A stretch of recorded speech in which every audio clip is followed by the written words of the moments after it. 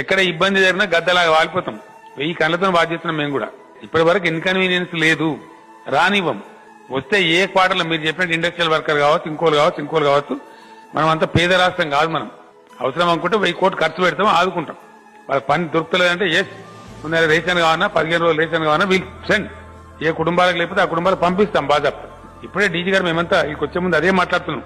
ఒకవేళ సరుకులు పంపవలసిన పరిస్థితి వస్తే పోలీస్ స్టేషన్ బయట చేద్దామా, ఏ యూనిట్ చేద్దాం, ఎట్లా పంపిణీ చేద్దాం, ఎవరి ఇంటికి పోంటే వారి ఇంటికి నేరుగా పోవాలి, మధ్య ఆపద్దు, దాని స్ట్రాటజీని తయారు చేయమని చెప్పినాం. ఇప్పుడే ఎటువంటి విపత్కర పరిస్థితి వచ్చినా ఇందాక మీరు చెప్పినట్టు వాళ్ళ పారిశ్రామిక కార్యకర్తలు కావచ్చు, ఇంకోలు కావచ్చు 100కు 100% మన బిడ్డలు మనం ఆదుకుంటాం. భోజనానికి ఇబ్బంది రానియం, ఇతర వాటికి ఇబ్బంది రానియం, ఒకవేళ జబ్బు పడితే మందులకు ఇబ్బంది రానియం. ఒక్క నయా పైసా కూడా ప్రజలు ఎవరు ఖర్చు పెట్టుకునే అవసరం లేదు. 100%. ఎస్, కేసీఆర్ బతికినంత వరకు ఆ కష్టం రానివ్వం, క్వశ్చనే లేదు. 100% భరిస్తాం.